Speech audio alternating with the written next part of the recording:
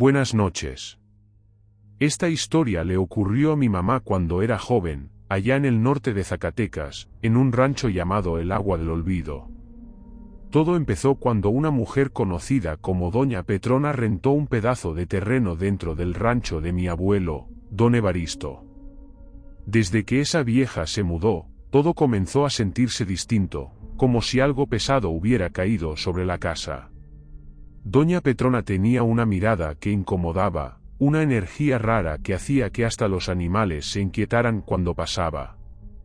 Mi abuelo, que siempre había sido fuerte y trabajador, empezó a sentirse débil y con dolores que no tenían explicación. Un día, la mujer fue a buscarlo para pedirle que le ayudara a reparar un barril de metal, uno de esos donde se guarda el maíz y se usa para llevar agua o alimento al campo.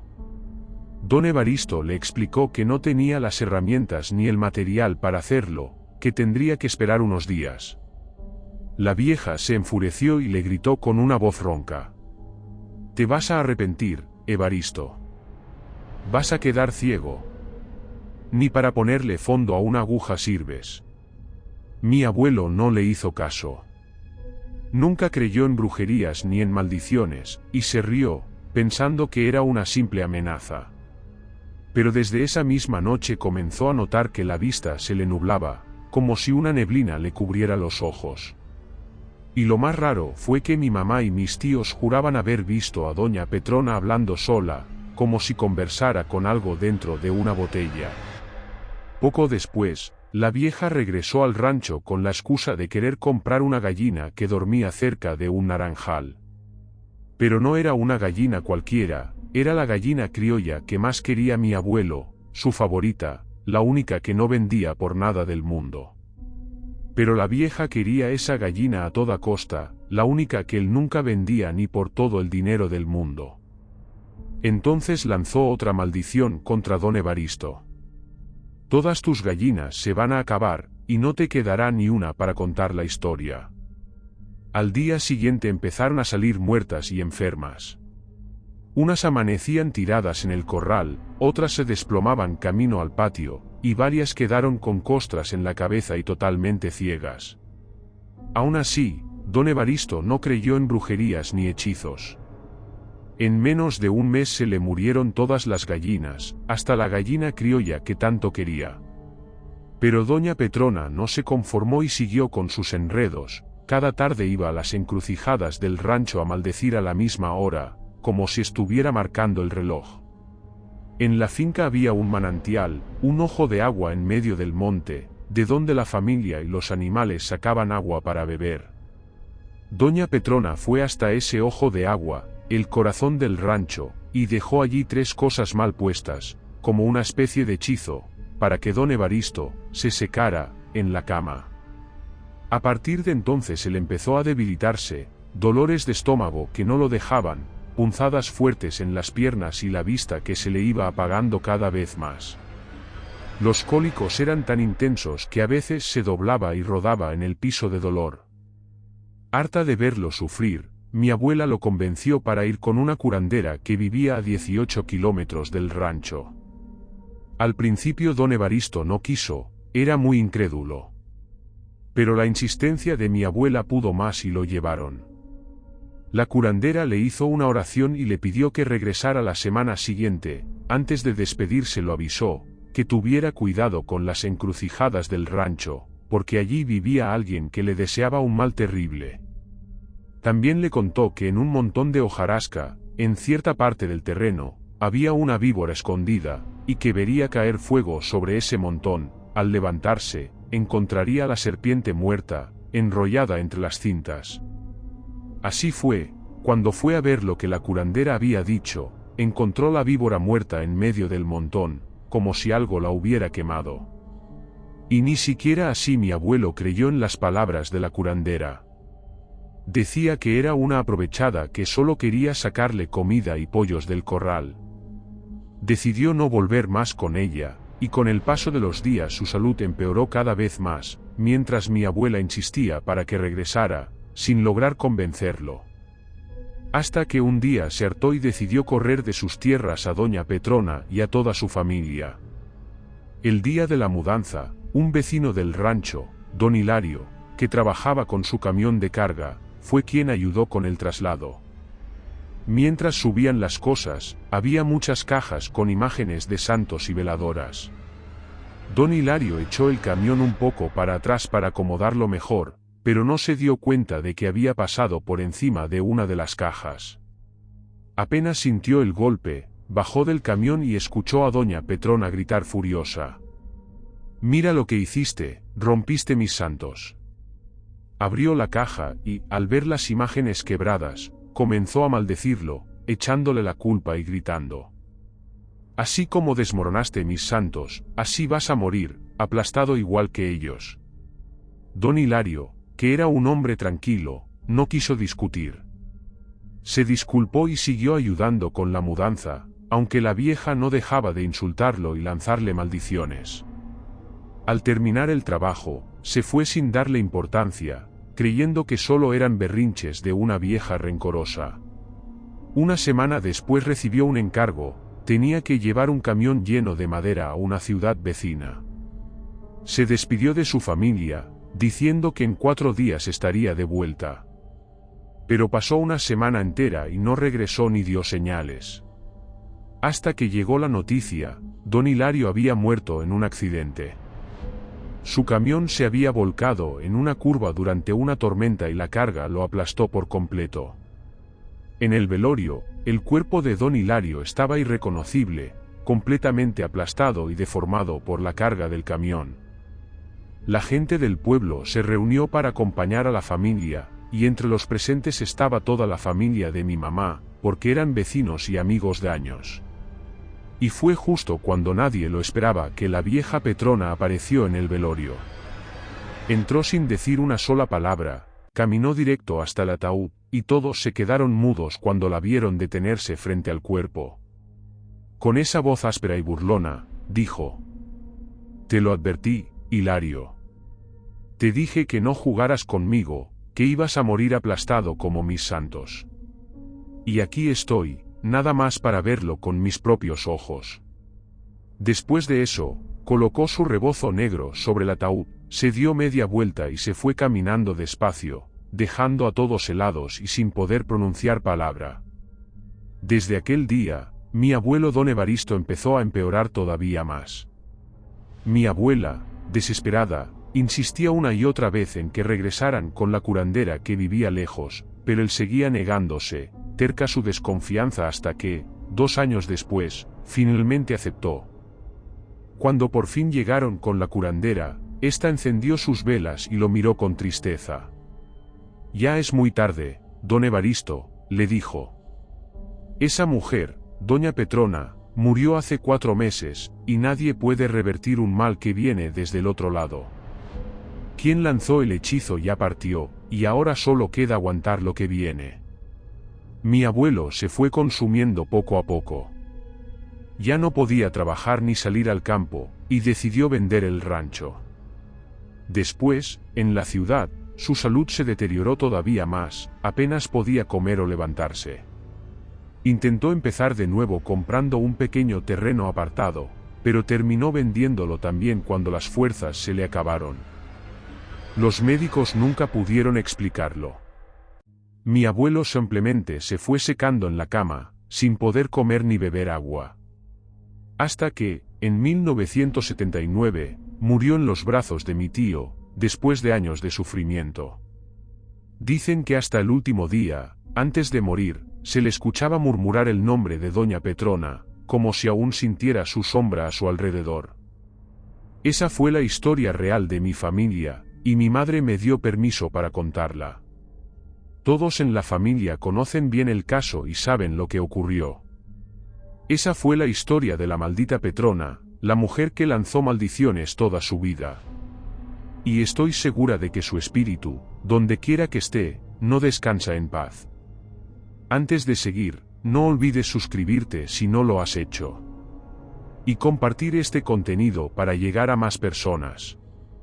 Y visitar nuestra tienda. Sigamos. Vamos por un segundo relato. Buenas noches. Me llamo Rodrigo Méndez, tengo 33 años y vivo en Nogales, Sonora. No sé explicar muy bien cómo comenzaron los avistamientos ni qué hay detrás de lo que vi. Solo sé que ella estaba ahí, y que aunque ha pasado el tiempo, todavía me cuesta asimilarlo. En esa época tenía 19 años y vivía con mis padres en una vieja casa ubicada después del puente de hierro, justo donde pasa el tren por debajo. Por esta zona hay muchas casas antiguas, calles empedradas y puentes que nadie recuerda cuando se construyeron, lo que hace que el lugar tenga un aire más sombrío y misterioso. Nunca fui de salir mucho, pasaba la mayor parte del tiempo en casa, leyendo o dibujando. Pero todo cambió cuando empecé a salir con una muchacha que vivía cerca de la iglesia, frente a la plaza principal. Casi todas las noches salía de mi casa cuando el sol apenas se escondía y regresaba antes de las 9. Fue justo en ese tiempo cuando empezaron a escucharse rumores de apariciones extrañas por toda la región. La primera persona que dijo haberla visto fue don Jorge Molina, un señor mayor del pueblo. Él contó cómo ocurrió su encuentro y lo que vio aquella noche. Decía que todo comenzó cuando recibió una llamada de su yerno avisándole que su hija estaba por dar a luz en el hospital de la ciudad vecina. Así que él y su esposa se alistaron deprisa y salieron en su carro para acompañarla. Tomaron el camino de terracería que conectaba con la carretera principal, y mientras avanzaban, su esposa no dejaba de hablar del nerviosismo que sentía por no estar al lado de su hija. Él trataba de calmarla, diciendo que pronto llegarían, que todo estaría bien. Ya casi era medianoche cuando, al dar una curva, la vieron. Una mujer completamente vestida de blanco, de pie en medio del camino, inmóvil, como esperando algo. Don Jorge frenó de golpe, sin creer lo que tenía frente a los faros. Le preguntó a su esposa si ella también la veía, y la mujer, con la voz temblorosa, respondió que sí, y le pidió que siguiera conduciendo. En ese momento, la figura se volvió lentamente hacia ellos, y sin hacer ruido alguno, se metió entre los árboles del monte hasta desaparecer por completo. Fue ahí cuando ambos comprendieron que no estaban viendo a una persona, sino algo del otro mundo. Una señora muy amiga de mi mamá vino a visitarnos una mañana de domingo. Se le notaba nerviosa, como si quisiera contarnos algo, pero le daba miedo hablar de lo que había visto. Mi mamá le sirvió café y, ya más tranquila, la mujer comenzó a contar. Ustedes saben que yo fumo mucho, dijo. A veces, cuando no puedo dormir, me levanto a fumar un cigarro para relajarme un poco. Hace 2 noches, abrí la ventana para hacerlo. Hacía frío, pero aún así me quedé ahí, viendo la calle vacía. Y fue entonces cuando la vi. Allá, en la esquina, asomándose detrás de una pared, un rostro pálido que me miraba fijo. Sentí un escalofrío que me recorrió todo el cuerpo. Y justo en el momento en que esa cosa se dio cuenta de que la había visto, desapareció. Así, de golpe. Estaba en medio de la calle, y en un parpadeo ya no había nadie. Cerré la ventana de inmediato, busqué con la mirada por todos lados, pero esa mujer ya no estaba ahí. Desde entonces, todos en el pueblo dicen lo mismo, que la mujer de blanco aparece en las carreteras cerca de la medianoche, o en la madrugada, cuando todo está en silencio. Yo pensaba que nunca me tocaría ver algo así. Siempre regresaba temprano a casa, antes de las 9, y nunca me había pasado nada raro. Pero como dicen los viejos, el que anda buscando ver algo, nunca lo ve, y el que no lo espera, es el que se lo encuentra de frente. Y así me pasó a mí. Era el cumpleaños de mi novia, y como siempre, fui a su casa en bicicleta. Pero esa noche mi papá me dejó usar su moto por primera vez. Él casi nunca me la prestaba, tenía miedo de que me pasara algo. Pero como era un día especial, aceptó. Esa noche cenamos, reímos, y nos quedamos hasta tarde platicando con unos amigos. Cuando por fin decidí regresar a casa, ya eran casi las 11. La calle estaba sola y oscura, pero no me preocupé, iba en moto y conocía bien el camino. Ya iba llegando a la parte del puente viejo, cuando a lo lejos vi una silueta cruzando la carretera. Apreté los frenos tan fuerte que la moto derrapó sobre la terracería. Ni siquiera quise mirar de cerca qué era. Di media vuelta y tomé otro camino más largo para llegar a casa. Pasé por las vías del tren y continué, tratando de no pensar en lo que había visto. Cuando volví a acercarme al puente, respiré hondo y aceleré. Nada me iba a detener. Pero justo al pasar la curva, a unos 20 metros del puente, la vi otra vez. Ahí estaba, la misma mujer de blanco de la que todos hablaban, parada al otro lado de la carretera, esperándome. Giré la moto y alumbré con el faro hacia donde estaba. Su rostro no mostraba ninguna emoción, era inexpresivo, vacío, casi triste. Por un momento no sentí miedo, solo lástima, porque parecía una mujer que sufría en silencio. Pero de pronto empezó a caminar hacia mí. Y entonces ese rostro apagado cambió por completo, sus facciones se deformaron, los ojos se le hundieron y su boca se abrió como si fuera a gritar. En ese instante supe que no era humana. Aceleré con todas mis fuerzas y no paré hasta llegar a casa. Cuando entré, mis padres ya me estaban esperando. Mi mamá, al verme tan pálido y temblando, entendió de inmediato que había visto algo malo. Ella, que siempre ha sido muy devota, me dijo: «Esa pobre alma quiere que le recen». A veces las luces o apariciones en el camino son espíritus que buscan un favor. Durante varios días, mi madre encendió velas y rezó por el descanso de esa mujer que vi. Y curiosamente, después de eso, las apariciones se detuvieron. Aún hoy tengo miedo de pensar que lo que vi fue la mujer de la medianoche, un espíritu que no encuentra descanso. Dicen que se aparece en caminos solitarios, en pueblos pequeños, siempre a la misma hora, caminando sin rumbo, atormentando a quienes la miran. Hay muchas versiones sobre su historia. Algunos dicen que fue una joven muy hermosa, abandonada por su marido cuando estaba embarazada de gemelas. Llena de rabia y dolor, dio a luz sola, y en su desesperación, mató a sus hijas y las enterró cerca del río. Tiempo después, arrepentida, quiso volver al lugar para pedir perdón, pero ya no recordaba dónde las había sepultado.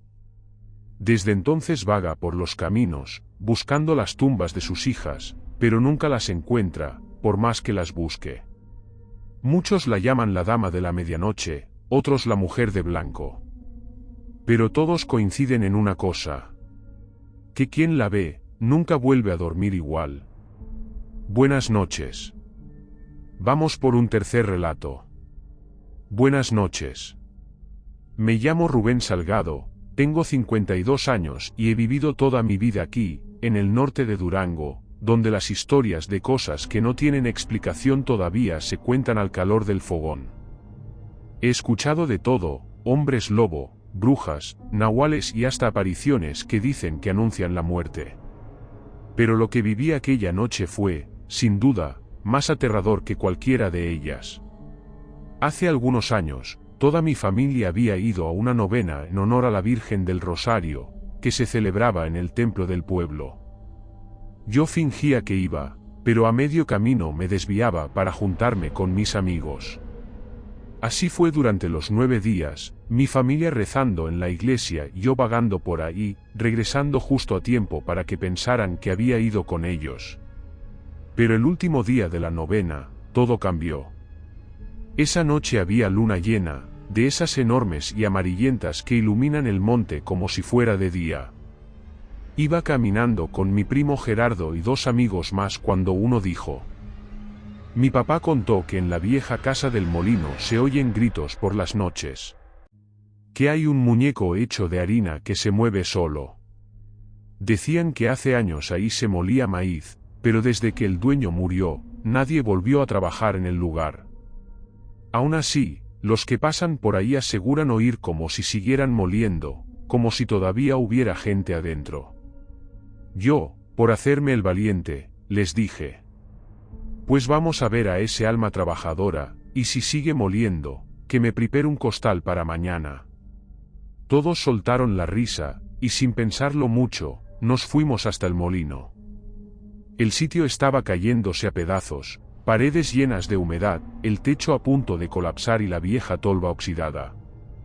Atrás todavía quedaban restos de los barriles y costales podridos donde guardaban el maíz. Dimos la vuelta hasta llegar al patio.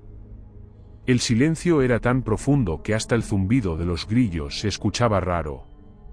Era difícil creer que algo, vivo o muerto, pudiera moverse ahí. De pronto, Gerardo se puso pálido.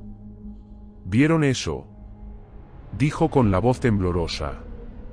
Nosotros nos reímos, creyendo que era puro susto. Pero antes de que pudiéramos decir algo más, Gerardo se desplomó. Cayó como un costal al suelo, sin razón aparente. Nos dio un miedo horrible. Éramos jóvenes y no sabíamos qué hacer. Les grité a los demás que corrieran por ayuda, mientras yo me quedaba cuidándolo. Y fue en ese momento, estando solo con él tirado en el suelo, que lo vi. Una cara se movía alrededor de la casa. No un cuerpo, solo una cara. Deslizándose entre las sombras, a una velocidad imposible. Y de repente, un grito agudo, largo y escalofriante salió desde adentro del molino. Un sonido tan fuerte que me hizo sentir que el corazón se me iba a detener. No salí corriendo solo porque no podía dejar a Gerardo ahí tirado. Pero el miedo era tanto que las piernas me temblaban, y apenas podía mover las manos mientras lo sacudía, rogando que despertara. Yo movía el cuerpo de Gerardo con desesperación, sacudiéndolo y rogando que reaccionara, pero no había nada que hacer. De pronto, ese rostro volvió a pasar, más lento esta vez. Alumbré con la linterna del celular y vi claramente una figura con una capa negra, que parecía esconder el rostro. Sentí que el corazón se me detenía. Si me quedaba ahí, sentía que moriría del susto. Pero si corría, lo dejaría solo con algo que claramente no era de este mundo. Fue entonces cuando escuché pasos corriendo hacia nosotros, y justo detrás de mí, una voz ronca y fría susurró, alto y claro. Solo te salvaste porque llegaron. El miedo me paralizó por completo. No podía moverme ni hablar. Cuando por fin llegaron mis amigos con más gente del pueblo, apenas podía respirar. Preguntaban qué había pasado, pero yo no lograba articular palabra. Uno de los hombres cargó a mi primo en brazos y se lo llevó a su casa. Un rato después, cuando Gerardo despertó, contó algo que nos dejó helados. Dijo que, antes de desmayarse, vio a una vieja de capa negra mirándonos desde el techo del molino. Nadie quiso volver a ese lugar. Lo que vivimos esa noche fue un espanto que marcó a todo el pueblo. Cuando llegué a casa, mi abuela me regañó durísimo, pero al oír todo lo que pasó, cambió el semblante. Ella, que siempre fue sabia, me dijo con voz seria. Eso que vieron era la muerte viva. Dicen que a veces aparece como un pájaro negro, y otras como una anciana vestida de luto. Yo la vi cuando era joven, me confesó. Saltaba sobre las tumbas del panteón, buscando a quien llevarse. Los viejos dicen que solo aparece cuando va a morir alguien, y quien la ve y logra sobrevivir, tiene que confesarse o cumplir una promesa. Porque si no, ella regresa. Le conté lo de la voz, aquello que me dijo al oído. Solo te salvaste porque llegaron. Mi abuela se levantó enseguida, prendió 3 velas benditas frente a la puerta y empezó a rezar. Dijo que la muerte viva odia la luz y las oraciones. Mi mamá, asustada, me obligó a ir a misa durante meses y hacer una promesa para no volver a encontrarme con esa cosa jamás. Desde entonces jamás volví a poner un pie en el viejo molino, y mi primo tampoco. No sé qué era exactamente lo que vimos, pero juro que era real.